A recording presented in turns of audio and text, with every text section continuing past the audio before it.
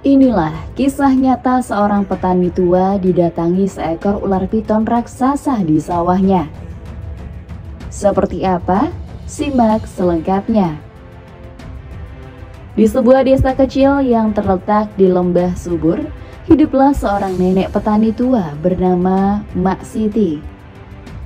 Usianya telah melewati 7 dekade, namun tubuhnya masih kuat. Meskipun keriput di wajahnya menceritakan perjalanan hidup yang panjang. Ia tinggal sendirian di sebuah gubuk sederhana di tengah ladang yang luas yang diwariskan oleh almarhum suaminya. Mak Siti adalah seorang petani yang gigih.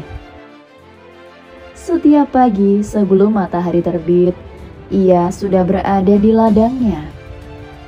Namun, dalam beberapa tahun terakhir, hasil panennya menurun drastis.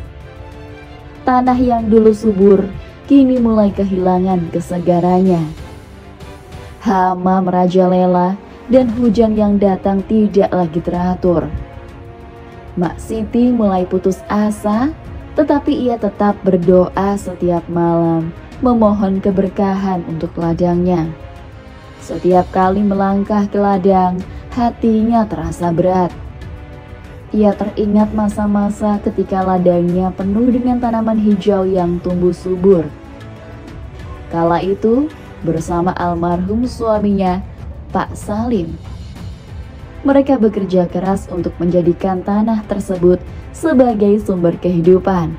Pak Salim adalah pria yang penyayang dan pekerja keras. Bersama-sama, mereka membangun gubuk, menanam padi, dan merawat ladang dengan penuh cinta. Namun, semua berubah ketika Pak Salim meninggal mendadak beberapa tahun yang lalu karena sakit.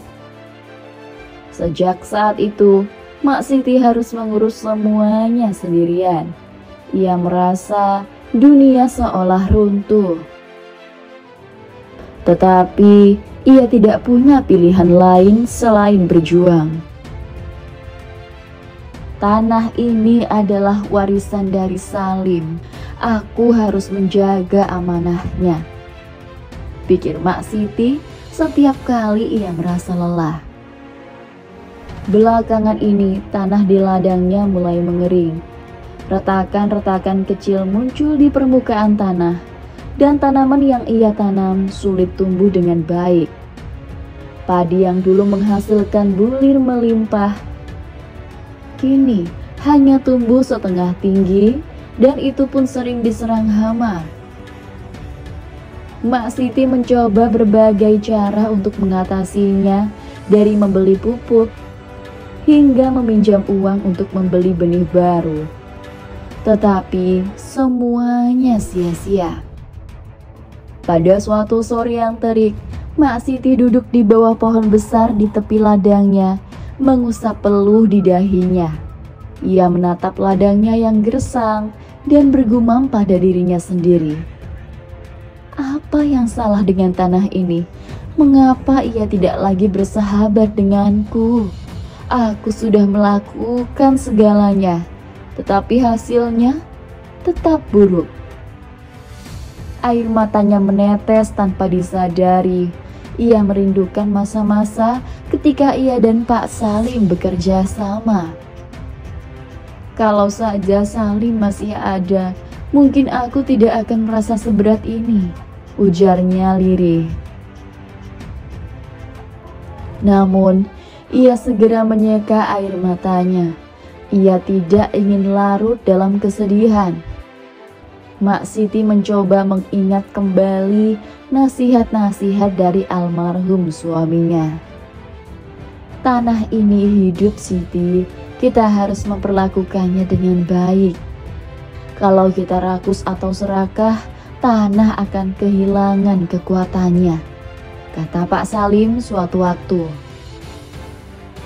Namun Mak Siti merasa bingung apa yang harus ia lakukan sekarang untuk menghidupkan kembali ladangnya. Malam harinya, Mak Siti duduk di depan gubuknya, menatap langit penuh bintang.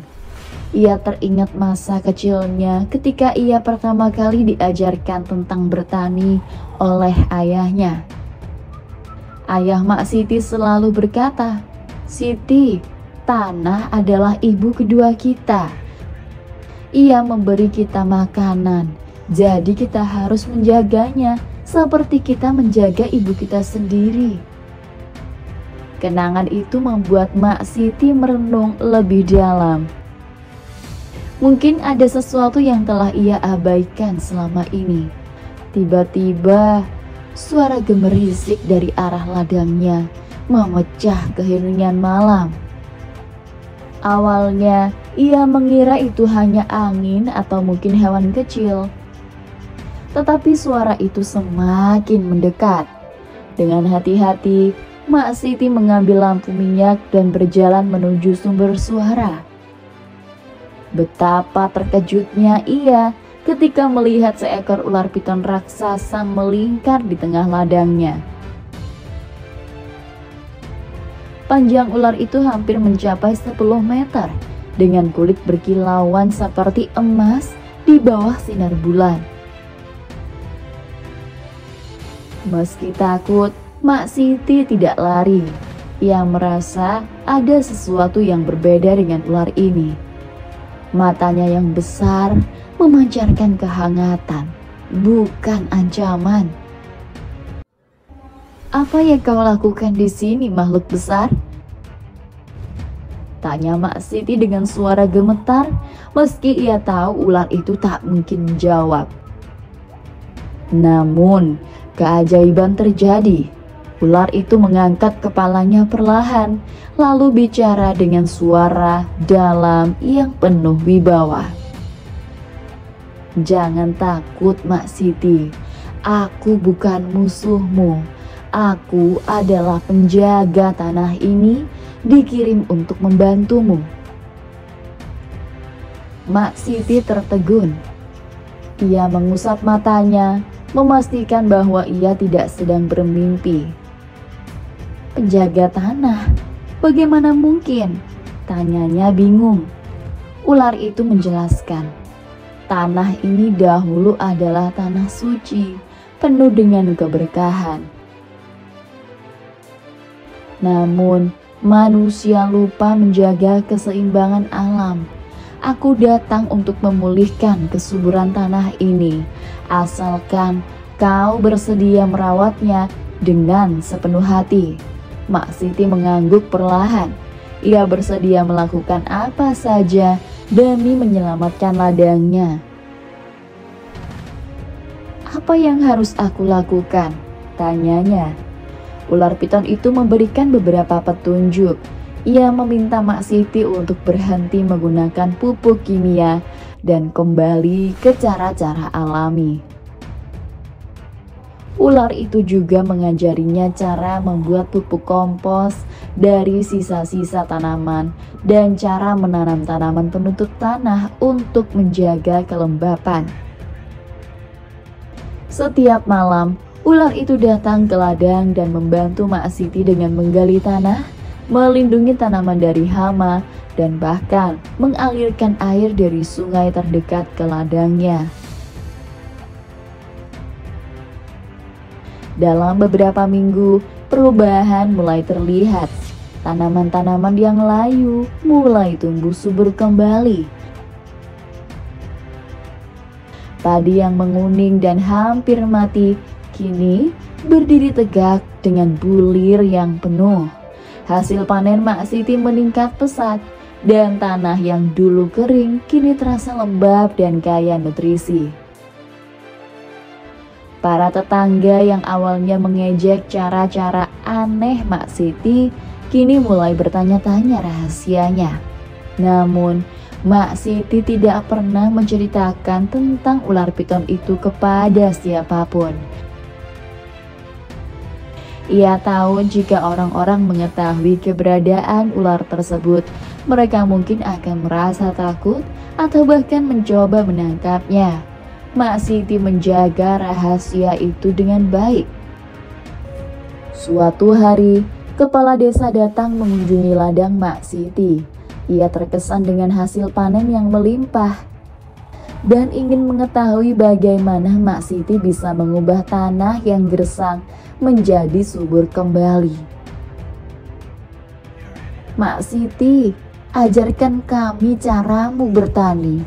Kami ingin ladang kami juga sebaik ladangmu, kata kepala desa.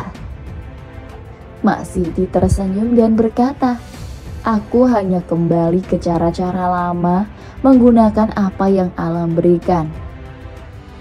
Kita harus memperlakukan tanah ini seperti sahabat, bukan hanya sebagai alat untuk mendapatkan hasil. Kepala desa mengangguk, terinspirasi oleh kata-kata Mak Siti.